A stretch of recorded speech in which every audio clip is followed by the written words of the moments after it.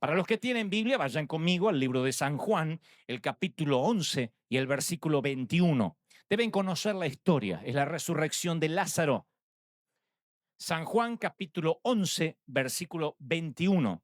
Particularmente, este versículo es cuando Marta le dice una frase al Señor. Dice, Señor, le dice Marta a Jesús, si hubieras estado aquí, mi hermano no habría muerto.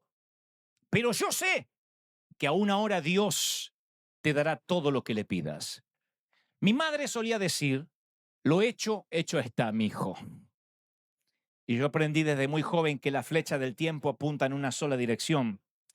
Hay cosas en la vida que son irreversibles. Eso es exactamente lo que sintió Marta y María cuando su hermano se había ido para siempre, cuando Lázaro había muerto. La vida tal como la conocían había acabado.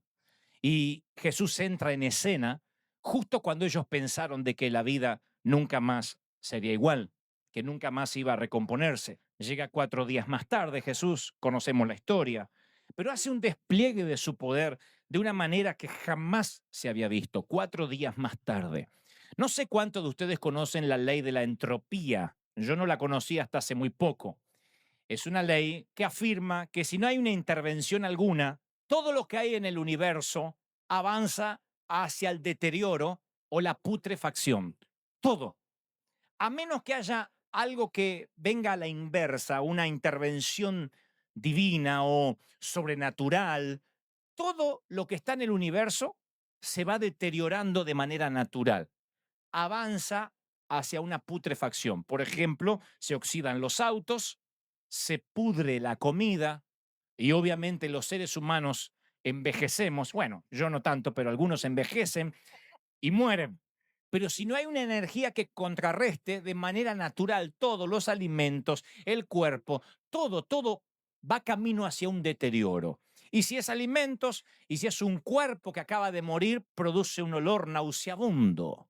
Eso es justamente lo que más le preocupaba a Marta y María cuando Jesús llega 4 días después y les ordena mover la piedra. Les preocupa que los deudos, le preocupa que los familiares sientan el pésimo olor nauseabundo de su hermano muerto hace 4 días, casi una semana. Pero Jesús estaba a punto de contrarrestar esa descomposición. Jesús es como una energía que va completamente opuesto a la ley de entropía. Pero la ley de entropía no aplica solo para lo físico, para lo que se ve, sino también para el mundo espiritual. Desde el huerto del Edén, cuando Adán y Eva pecan, dejan entrar, abren una puerta al deterioro, abren una puerta a la putrefacción. El pecado es un arma letal, es un veneno lento que abre las puertas a la putrefacción, no solo del cuerpo, del alma, del espíritu, deteriora las familias, deteriora la relación con los hijos, deteriora nuestra economía. Es la ley de la entropía espiritual, que no solo aplica, insisto, a nivel espiritual, sino a nivel físico y en todas las áreas. Ellos fueron los que en el huerto del Edén abrieron una puerta que luego solo el Señor podía cerrar. Y el Señor, cuando llega a nuestras vidas, es el único que puede contrarrestar eso que va avanzando. Es verdad cuando yo digo y afirmo a la gente de la iglesia que la unción nos hermosea y nos hace más jóvenes. Es verdad, no es solamente que se los digo para que las mujeres se pongan felices que están más delgadas. Es verdad. La unción, cuando está en nosotros, van a ver que el rostro brilla, que somos jóvenes. Podemos tener 60, 70, 80 años, la edad que tengamos en la vida de manera cronológica, pero cuando estamos ungidos, cuando Dios está con nosotros, en lugar de deteriorarnos, simplemente vamos envejeciendo con estilo. No es que van a decir, tiene 20 años toda la vida. No, pero hay algo especial que te llena el Señor, que contrarresta la ley de entropía, eso que deteriora a la mayoría de las personas. Así que yo declaro que todos van a ser eternamente jóvenes, lindos y buenos mozos y buenas mozas. Alguien tiene que gritar a ver si lo cree de corazón. Ahora, para apreciar el milagro de la resurrección de Lázaro, necesitas entender cosas básicas de la antigua tradición judía respecto a los muertos. Cuando Lázaro murió, le ataron los tobillos, le vendaron su cuerpo con los brazos pegados obviamente al cuerpo, envolvieron su cuerpo muerto se presume con unos 50 kilos de tela para proteger y preservar el cadáver. 50 kilos de tela. Era la única forma de preservar un cadáver, lo más parecido a una momificación.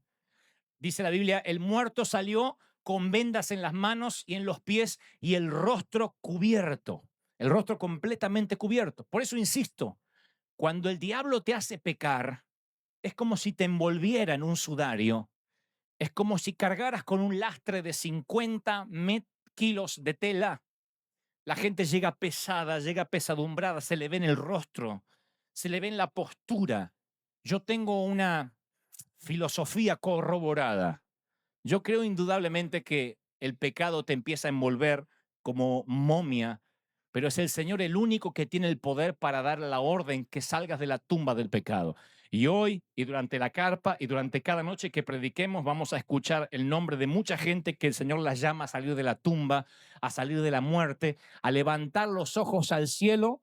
Resplandece porque ha venido tu luz. ¡Aleluya! ¿Se acuerdan? Resplandece porque ha venido tu luz. ¿Cuántos saben y sienten que ese brillo está con ustedes? Díganme, amén. Entonces tiene que resplandecer. No sabemos cuánto tiempo vivió Lázaro después de esa resurrección, pero sí estoy seguro que le dio una segunda oportunidad, una segunda vida. ¿Dónde está muerte, tu victoria? La muerte no pone un punto final a tu vida. Nuestra segunda vida empieza cuando Cristo nos ordena salir de la tumba del pecado. En el año 1975 yo comencé a vivir mi segunda vida, aunque era un niño. Mis padres comenzaron a vivir una segunda vida. Fue como el tiempo que empezó a vivir Lázaro luego de la resurrección. Cuando el Señor te ordena salir de la tumba, comienza tu segunda vida. Y la vida eterna es cuando nuestro cuerpo está sepultado a 2 metros bajo tierra. Allí empieza la vida eterna. Y allí es donde entra en escena el poder de la resurrección del Señor. Llega 4 días tarde, el amigo de Lázaro, y se excusa diciendo, Lázaro ha muerto y por causa de ustedes me alegro de no haber estado allí para que crean. Vamos a verlo. ¿Por qué el Señor diría una cosa así? Présteme atención porque alguien necesita oír lo que diré ahora.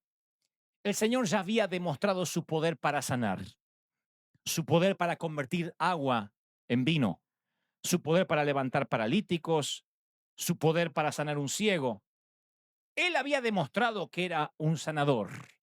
Había muchos profetas que sanaban, había muchos que se proclamaban como Mesías, pero hasta ahora nadie jamás había podido vencer la muerte, nunca. Y lo que quería el Señor era abrir la mente de la gente, extender las estacas de la fe. Porque si Lázaro hubiese sido solo sanado en su lecho de enfermedad, hubiese habido gente que hubiese alabado a Dios, que habría alabado a Dios. Otros habrían dicho, yo no sé cuánto hubo de sanidad, tal vez era el efecto placebo, tal vez pareció que se sintió mal. Siempre hay una competencia a ver quién fue el que lo sanó, o en su defecto si realmente estaba enfermo. Pero cuando estás muerto, hace 4 días, cuando estás en descomposición y con putrefacción, solamente puede aparecer un Dios. Solo puede aparecer el Dios que dijo, yo soy la resurrección y la vida. ¡Aleluya! Jesús quería expandir la fe, quería que la gente dijera, ¡wow! Dios no tiene límites. Así que si ves que las cosas se van poniendo de mal en peor, no maldigas. Dios está expandiendo tu fe. Dios quiere llevarte a un nivel superior y hacerte creer que sepas, hacer que tu fe se, se extienda, se haga más gigante, más grande, de modo que no pongas a Dios como el último recurso, sino como aquel que conoce bien las gramáticas. Yo dije hace unos cuantos sermones atrás, y lo diré otra vez, que en las gramáticas de Dios nunca pongas una coma donde Dios pone un punto final, y nunca pongas un punto final donde Dios pone una coma. Lo diré otra vez, nunca pongas una coma donde Dios pone un punto final. no quieras extenderlo, que Dios dijo, hasta aquí llegamos. Cuando Dios cierra, nadie puede abrir. Pero nunca pongas un punto final cuando Dios dice, apenas estamos comenzando, esto no terminó. Tú no decides cuándo te vas a dar por vencido. Tú no decides cuándo bajar del ring. De hecho, que el Señor dijo cuando le dicen que Lázaro está enfermo, dice, tranquilos, esta enfermedad no terminará en muerte. Uno lee esta frase y piensa, se equivocó el Señor. ¿Cómo que no si el amigo se murió? Lo que está diciendo Jesús es que aunque se muera, Él no va a poner un punto final allí. Insertó una coma de 4 días, pero no fue un punto final. Dios es el que decide que se acaba algo y Dios es el que dice se acabó. Si Él no lo dice, nada se acabó. No te des por vencido. Si Dios no terminó, no terminaste. Si Dios no se frustra, tú no te frustras. Si Él no se entrega, tú no te entregas. Si Él no se rinde, tú no te rindes. Señor, le dijo Marta a Jesús, si hubieras estado aquí, mi hermano no habría muerto. Pero, yo sé que aún ahora Dios te dará todo lo que pidas. Hay un pero entre su declaración de los hechos y su declaración de fe. Hay un pero entre la explicación real de lo que está pasando y en su declaración de fe. Una de las más importantes de toda la Biblia. Si tú hubieses estado aquí, mi hermano no hubiera muerto. Pero, aún yo no pierdo las esperanzas mientras que tú estés aquí. La fe inserta una coma aún al final de la sentencia de muerte. La fe pone una coma aún cuando te da un diagnóstico que dice cáncer. La fe pone una coma. La fe dice no es un punto, a veces es todavía no. Y tú dices, ¿por qué todavía no? Quizá Dios esté probando tu capacidad de mayordomía. Le estás pidiendo a Dios despegar de las deudas, ser libre financieramente. Y Dios te dice, todavía no. Todavía un tiempo más pagando mínimos de tarjeta. Todavía luchando con el crédito o con el mal crédito. Todavía un tiempo más de renta. Un tiempo más de prestado. Y tú dices, ¿acaso estoy haciendo algo malo? No, es que todavía no. Porque estoy viendo tu capacidad de mayordomía. Quiero ver cómo te contentas, cómo te alegras en lo poco, para que te pueda dar mucho. Porque a muchos siervos yo los he perdido. Muchos han perdido la sensibilidad por darles demasiado y no saber qué hacer. Así que quiero enseñarte como un papá o un hijo a valorar lo poco para ponerte sobre mucho. Y a veces por eso es todavía no. A veces es todavía no porque Dios quiere mostrar mayor su gloria y sabe que los aplausos no pararán cuando veamos una resurrección o un cáncer tan avanzado que de pronto se sana y ningún médico, ninguna quimio se podrá llevar la gloria. Y a veces es solamente porque Dios es el que decide dónde pone los puntos y las comas, dejando en claro de que Él domina el juego y que Él es el rey de esto y Él es el soberano y Él decide cuándo. ¿Para qué discutir? Aleluya. Y recuerdan que yo les hablé también de una fe de segundo grado. La fe de segundo grado, de segundo nivel que tuvo Marta, porque ella dice, si hubieses estado aquí, nos hubieses ahorrado la muerte y el dolor y lo que gastamos en funeral. Pero luego usa la fe de resurrección. La fe de resurrección es el creer de que nunca hay un punto final, de que Dios revierte lo que sea. Aunque te hayan negado la adopción, aunque el negocio vaya a la quiebra, aunque no te sanes todavía, Dios dice, aún ahora yo puedo cambiar lo que todos te dicen que no va a cambiar. Esa es la fe de resurrección. Muchos hoy en este servicio, en esta mañana, aquí en el hangar, necesitan una fe de resurrección. Todo dice que va mal, todo dice que está oscuro, todo dice que nada va a mejorar. Pero el Señor me dice que te diga, más oscura está la noche, más me voy a glorificar, porque es la fe de resurrección. Alguien toma esta palabra, dígamelo amén. Es la fe de resurrección. En algún momento de la vida, la mayoría de nosotros acaba con un sueño sepultado a 2 metros de profundidad, a causa de algún fracaso. Y juntamente con la muerte de cada sueño, siempre hay algo de nuestro ego que se muere. Y cuando se muere nuestro ego, no es que Dios quiere matar el sueño por deporte, sino que lo que quiere hacer el Señor es crucificar todo aquello que pueda interponerse en el camino de su gloria cuando finalmente el sueño se cumpla. Lo que hace Él es crucificar todo lo que tú puedas alegar como, bueno, lo logramos porque trabajé duro. Cuando ustedes oigan a alguno que digan, es que trabajé muy duro para llegar acá, lo más probable es que no haya gloria de Dios en él, porque Dios no comparte la gloria con el trabajo duro de nadie. Vas a trabajar duro y vamos a trabajar duro porque Dios bendice al esforzado, no glorifica al esforzado, lo bendice. La gloria le pertenece al Señor. Así que yo no sé qué es lo que tiene que morir en tu vida para poder resucitar, soltero querido. No sé qué es lo que tiene que morir en tu vida para que Dios pueda revelar más su poder, empresario amigo. ¿Qué es lo que tiene que morir en tu vida para que realmente tu ministerio florezca, ministro amado? No sé, pero siempre algo tiene que morir. El Señor no te confiará a Isaac o lo que queda de la vida de Isaac, que son sus mejores años, si no lo pones en el altar. Hay cosas que deben morir. Hay sueños que tienen que pasar por la tumba para que el Señor se lleve la gloria en la resurrección. Jesús lloró. Es el versículo, uno de los más cortos de la Biblia. Jesús lloró. Y no sé si la traducción le hace justicia, porque el verbo griego conjugado dice que Jesús rompió en llanto. Una cosa es una lágrima y otra cosa es... Jesús rompió en llanto.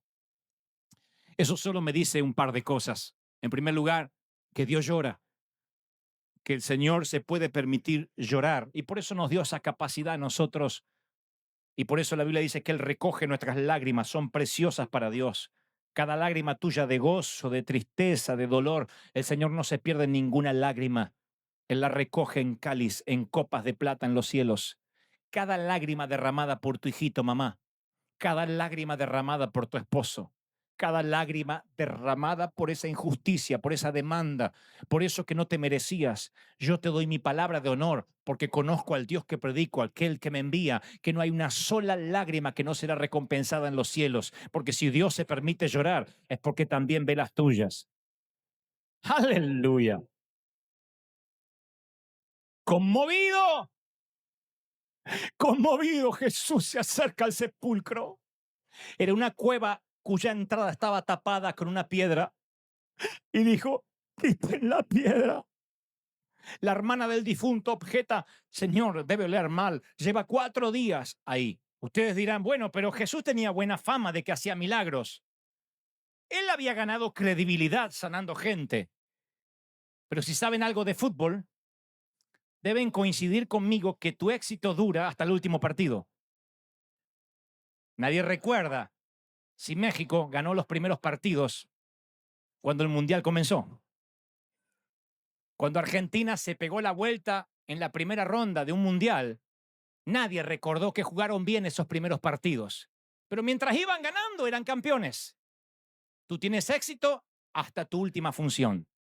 Si fracasas en la última función, la gente te hará trizas la reputación. Así que el Señor está ordenando a un muerto que salga fuera, poniendo en tela de juicio y jugándose su reputación. No hay manera que ocurra un milagro si en algún momento no estás dispuesto a poner en tela de juicio o en riesgo tu credibilidad. No hay forma. Y creo que cada vez que oramos por milagros, los milagros no ocurren en muchas ocasiones porque queremos que los riesgos los corra solo Él y no nosotros. Lo que hay que entender es que lo que está en juego también es la reputación del Señor si Él te mandó a hacerlo. No es solo tu reputación.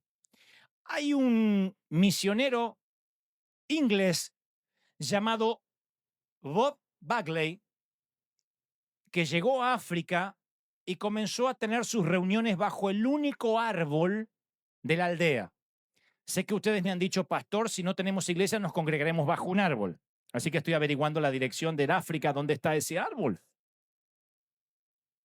Es un árbol donde toda la congregación se congregaba allí, muy frondoso, el único de toda la aldea, y allí tenían sus reuniones.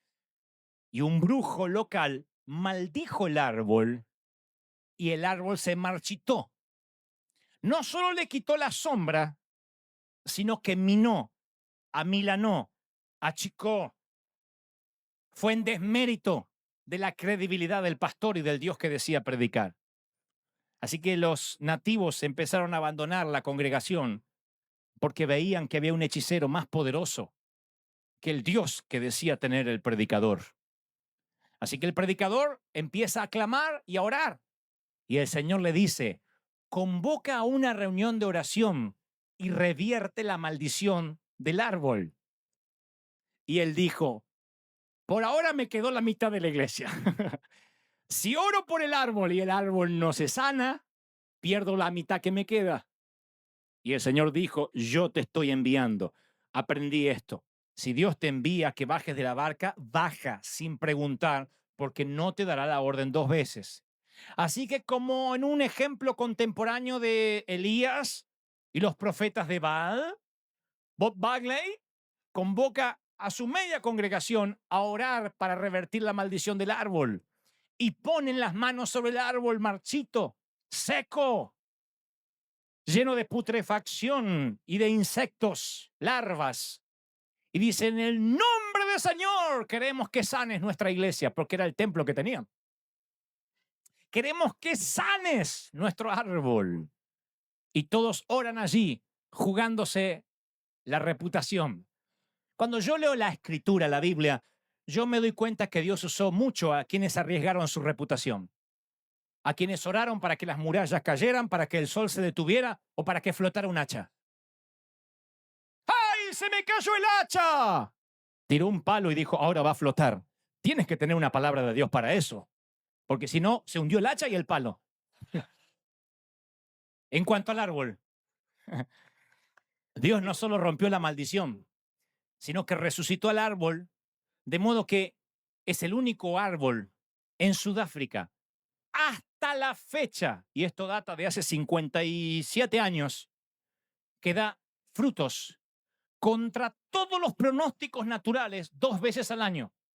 Ese tipo de árbol solo da frutos una vez al año.